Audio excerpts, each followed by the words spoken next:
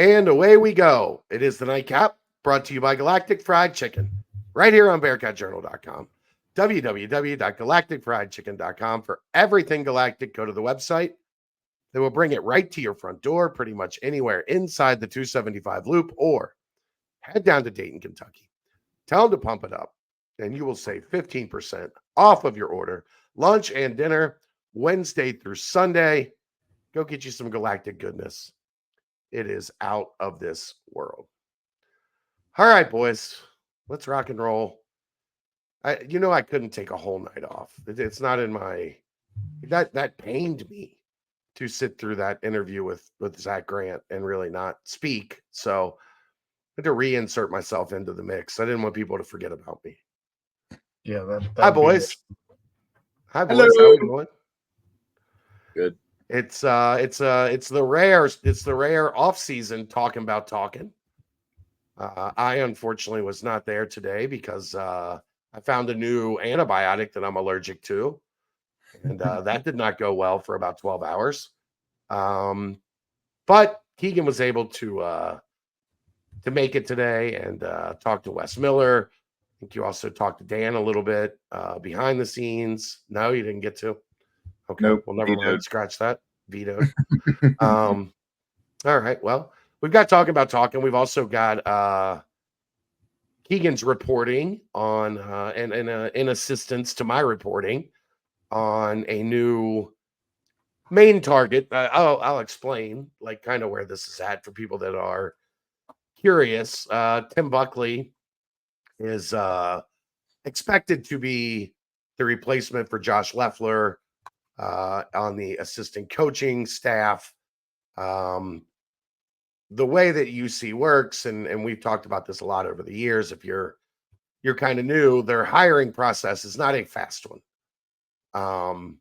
So essentially all parties have agreed, and Buckley is going through like the dotting the I's and crossing the T's and all of that to make it official. There's not expected to be any snags, but that's why you're not seeing like an official release from UC. That's why you didn't see any questions today at the press conference about it, because it's not something that is like fully through the process yet. But at this point, and basically this is where I was at, my understanding is, I think it was last Thursday or Friday, somewhere in that window, the job was offered, Buckley accepted. That starts the hiring process.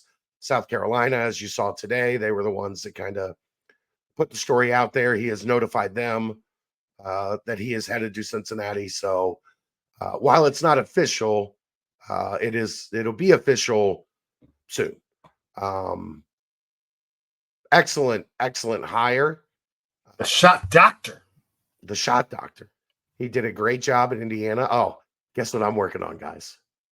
A Tom Crean interview? Yeah, I am. Nice. I am. When He you was look at gushing it, about he was gushing about him today, and the fact that he was going to Cincinnati. I loved it. Cincinnati has 5 bench assistants. Jake Thielen was a director of basketball operations under Tom Crean at Indiana and Georgia.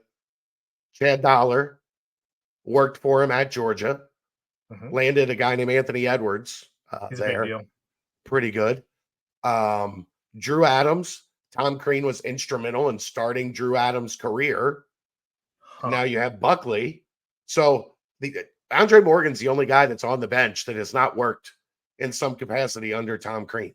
So I am working to get Tom Crean on this network at some point in time here soon. I think that will be outstanding. Like, I'm excited about it. Are we allowed to ask him about tanning beds if he's on the network? I don't know. But I might. As like a late question. Yeah, at the end, so he doesn't get mad and leave. But yeah, I'm working on Tom Crean. So the mental gymnastics are always working here on the Bearcat Journal Network. But anyhow, he's been an assistant for a long time. He's been a head coach.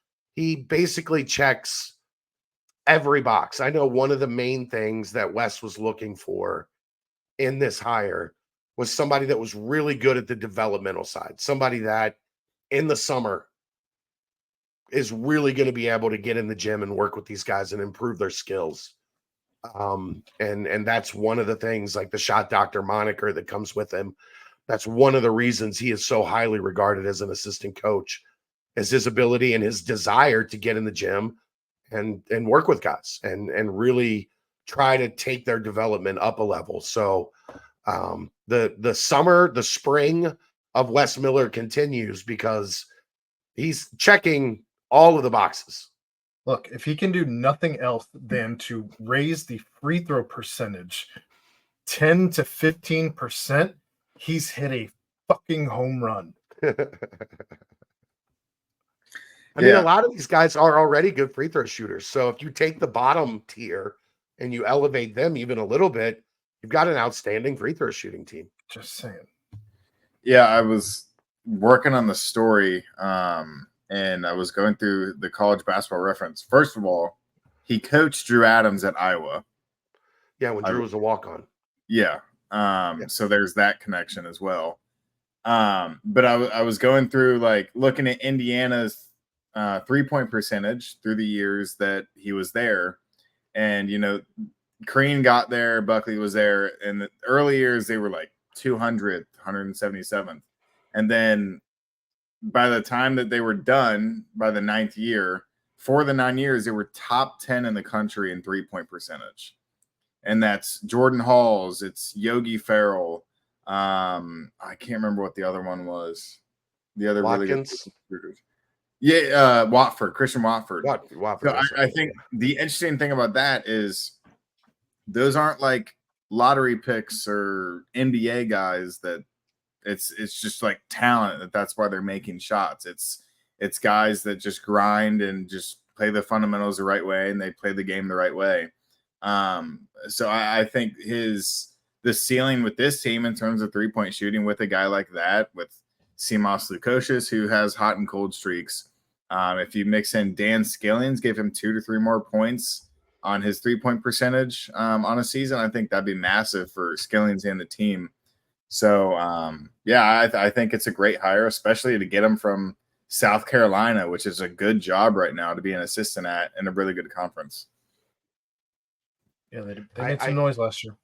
I do wish I would have known that this was happening a week earlier, so that I could have made the most out of the hour that I spent at EYBL Indy talking to Mike Roberts and the new coach. Just standing there talking to Roberts and Buckley for like an hour watching the game. And then a week later, like, we're hiring Tim Buckley. I'm like, are you? Thanks for letting me know. It means you got an in now, right? I mean, if nothing else, you've got an in. I've actually been in a couple situations like that over the years where I've been around people that are talking to him. So it's like at events, I've gotten to know him like by proxy. Like, I've never had like just a me and Tim Buckley conversation, but I've had a bunch of me and so and Tim Buckley conversations. So there you go. Yeah, I think it's gonna be a great fit for what, and again, you know, that he's got some continuity with a bunch of these guys. You know, even if he and Dollar didn't work together at Georgia, they were both high ranking bench assistants with Tom Crean at different stops. So they'll have, you know, some commonality, and obviously he knows Drew really well, and Jake was with him at Indiana, so it should be pretty seamless. He should be able to just come in and kind of get to work when workouts start Monday. So veteran, good at development on a team that is at that stage where, like, you don't have to spend a lot of the summer installing things, setting your culture, implementing offensive and defensive like philosophies. You can spend most of the summer just grinding out development and skill work. I think it's a great hire at the right time for the staff. Well, let's get to talking about some talking. You are here. He is here. I'm down here. The rare May talking about talking. We haven't gotten to talk about talking in some time now. So it started off with Dylan Mitchell is I believe he's on campus already. But he is going to be starting workouts with everybody next week. Versatile. And Wes mentioned just year one, they've had some time to plan and prepare the staff that he doesn't usually get to have. Close games, how can you close that gap? That's what they're really focused on. Just a lot going on in regards to prepping this year two in the Big 12. Yeah, he just continually mentioned the close games, and I think it's I don't know if there's something you can really game plan around. I think a lot of it was just really silly mistakes and some really bad times. But I know he wanted to continue to get longer and he wanted to continue to rebound. And I think that he did that with the additions of Arrington Page and Dylan Mitchell. So, the veteran presence of Mitchell, and then you bring back the nucleus. I think having everyone together next year again is going to be maybe the most massive piece in terms of closing those games out at the end. So yeah, I'm not sure if it's really I don't know if you can scheme for the end of a Big 12 game. I think it's just chaos, and you have to make sure you're on the right end of it. Well, there will be a couple more of those this year, as they are going to be playing those 20 games in conference. But then he got to talking about roster management, especially 2 through 4, and how much flexibility he has at those positions. Talked about how he was able to retain guys that they were able to retain, how big that was, as you mentioned, that he was able to essentially keep the nucleus of this team together. Plus the additions that he was able to add. Also, you mentioned you mentioned Dylan Mitchell, you mentioned Arrington Page, but also Connor Hickman coming in. Then the retaining the staff has to be a big part of retaining the players. He didn't mention it directly, but I think it was kind of indirectly inferred. But did also mention when Dan Hort asked him directly that the roster seems to be set. Doesn't look like he's going to be adding anybody else here when the NBA draft is at its completion. Yeah, I think he's super happy with the roster. And I think any coach would be when you're looking at the combination of retention and then you just add talent on top of it. I think I can't remember who I was talking to. It might have been on the radio, but I think a lot of fans would have been happy if they just brought back the team with, some depth options, not necessarily a Connor Hickman or Arrington Page or Dylan Mitchell, but you bring back, the Day Jizzle, Dan Seamoss, possibly a healthy CJ, Aziz, Josh Reed. A lot of people would have been comfortable with that team. And then you add 3 super talented transfers, 2 super talented transfers, one who has yet to tap into his ceiling. I think that on paper, this team is really good, but as you're probably going to go on to, Wes is clear that, they have to make sure they're doing the right things and continuing to gel. On the retention part, I appreciated how he talked about how important it was, but kind of downplayed how hard it was, because the first thing these guys said to him when they had the conversations about where each person's future lied, it was, I want to be here. Like, I want to be in Cincinnati. Like, my goal is to be at Cincinnati. And that's why I think you didn't see a lot of guys enter the portal and then, come back to Cincinnati. It was just, they wanted to be here. And now I'm not naive to, people were probably reaching out and they were getting contacted without being in the portal. That's obvious. But at the end all be all, they wanted to play for the Bearcats because they know what Wes is trying to build, and they probably have a nasty taste in their mouth from last season. Yeah, he mentioned directly that they were excited to be part of building this team back up to prominence and wanted to be a part of it. So you definitely love to see that. He also mentioned there was no external pressure that he really was feeling, but said that the staff had already put pressure on themselves for this second year. Yeah, and I think that they've probably done that. They probably did that last year too. And I think when you answer my question, it kind of made sense just because of how high intensity he is. I think that's the standard that he has set. Yeah, but how much pressure are you really putting on yourself going into year one of the Big 12, right? I'm in my limited knowledge of who Wes Miller is as a person, he seems to care a lot about like everything. So I think that that's fair. He puts pressure on himself so he doesn't feel it from the external pressure, because that's when you start to compare and judge yourself, which in a way that you probably shouldn't be judging yourself. I think the most important thing he can do, and he and his players can do, is look themselves in the mirror and say, you know, I'm living up to the standard that I set for myself. And if that's a high standard, and if that's within the program's culture, then I think that's going to be good for the University of Cincinnati's basketball team. But yeah, I think the pressure of, you know, a lot of people projecting a tournament bid, a lot of people projecting them top 25. I think if I asked him about that today, he would have scoffed at me and be like, dude, the summer hasn't even started. We got to figure a lot of stuff out. Not really worried about a top 25 preseason ranking from anyone right now. But he's focused on, you know, just meshing his team as well as possible. And, you know, even if what he talked about with Dylan Mitchell, he has 2 years. He's a veteran. He's already proven that he's good. But he's looking forward to this summer alone of the steps that he can take even further, getting underneath a guy likely like Tim Buckley and the rest of the staff. Well, you mentioned Dylan Mitchell. He did start to talk about guys individually at that point. Said that when he was looking through the portal, they looked for guys like Dylan that did fit more than just basketball. Also mentioned, you know, some of the things that they brought off the court, culture fits and that kind of thing.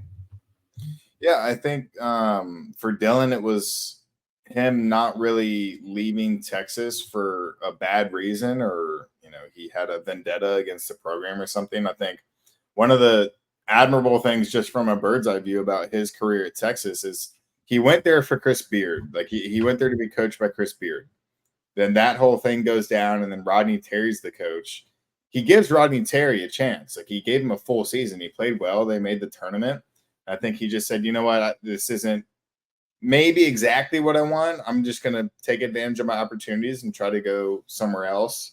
So I think the Arrington Page piece is also a good example of that, of someone that you recruited for 3 years and you went to 5 a.m. workouts and you knew the parents. And that's why he kind of said, you know, a lot of people would not recruit Arrington Page out of the portal because they saw the 6 minutes a game, 2 points, a lot of DNPs, but they had that pre-established relationship, and then Connor Hickman too with Drew Adams. And yet I'd still make the argument that Arrington Page was probably better coming out of USC than Bronny James. Weird.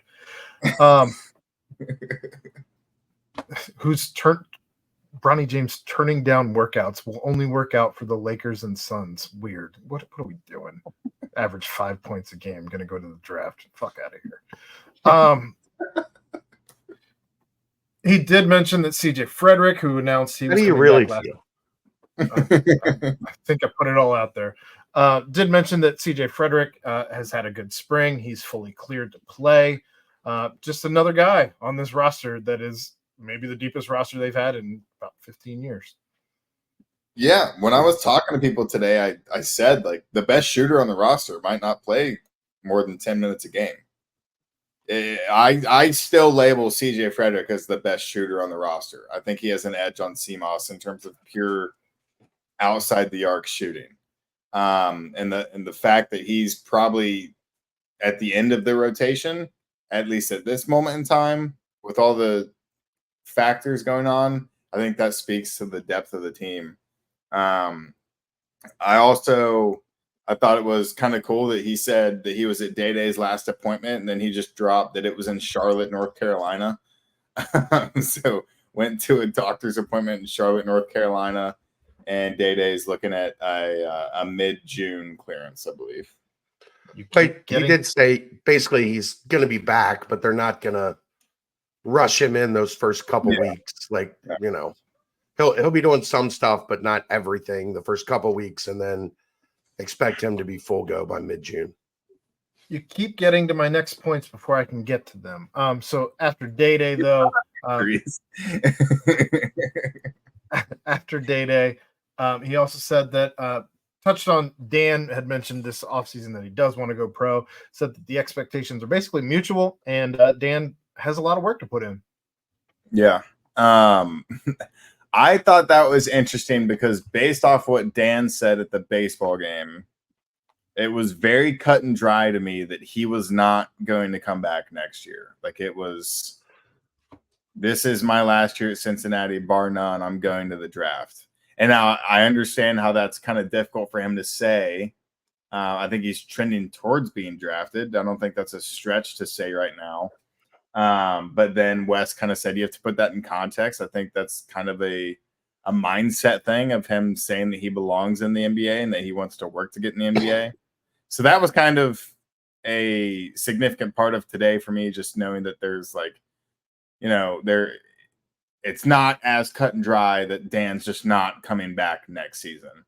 At the end of the day, I think if this Cincinnati team accomplishes what they want to, I don't think Dan is back next season. It's like having a good quarterback in college. Like they're probably not going to come back because they're probably going to go to the draft. So, well, a lot remains to be seen in that regard. I don't put him above a second round grade, but that's me. Here's the thing: the NBA determines your readiness for the NBA draft. Like, I joked around with this earlier with you, Keegan. Like, I can declare that I'm going to date a supermodel, but I have to find a supermodel to date. Dan can declare he's going to the NBA, but he has to play well enough for the NBA to value him at that level. And he doesn't have a dad to help him on that process. So exactly. So that's kind of like where this is at, and where Wes is like just speaking honestly about the situation of, yeah, that's in our goals. When we recruited Dan, one of the things they talked about was a 3-year plan of getting him to the NBA because he has the size and the length and the athleticism and all the intangible stuff. Now in the best conference in America, he's going to get the chance to go out and perform like an NBA talent. And if he does that, then the decision will be easy. But if he's good but not great, then we're going to be talking about him today, next year, on the day that guys have to make a decision on whether they're going to stay in or they're going to come back. And that's not like a wild thought. There's a lot of really good players that I'm sure going into the season and going into the offseason felt they were going to stay in the NBA draft. Dylan Mitchell probably a year ago felt the same way. They didn't go on live television and say that it's going to happen though. It was ESPN Plus. It was ESPN Plus. It's fine. It's fine. He went on live internet. That's different. No, okay, whatever. Not to Keegan's generation. Yeah. So look, is it possible? Yeah, it's in play. He's going to have to elevate his game, take that next step, and if he does, then yeah, we'll be talking about Dan in the draft next year. Okay. And then the last thing they touched on in the presser was TBT and the Nasty Natty being back. They are going to be playing at Fifth Third Arena this year. And Wes is just excited to have everybody back and around the program. Just had a lot of fun, it seemed, with them being around the last couple of years. And this will be just another year of that, except they're not leaving Fifth Third this time around to go to that school in Norwood. You think we're going to get floor seats, Chad? Maybe. I don't know. We'll see. I think we'll be all right. I think we'll probably be in our media section. I know. I just want floor seats. But I'm looking they sell those, Keegan. Yeah, you can buy them. I don't know what that was, but I don't know. It's a kid thing. That's essentially how kids flip off their parents when they're not yet allowed to flip off their parents. I wouldn't even do that. Jesus is always watching. Yes. I will say I did find something funny today, guys. The thing got put out of like schools in the Power Five with the top 6 teams who made the tournaments and who didn't. Cincinnati was the only one in the list that did not make any of the tournaments this year. So Xavier fans thought it was like a good opportunity to dunk on somebody until they realized that they also didn't make any of the tournaments this year. So like they self-own themselves at a level that is impressive. So way to go, Xavier fans. That's the nightcap. We'll see you tomorrow. Brought to you by Galactic Fried Chicken right here on BearcatJournal.com. See ya!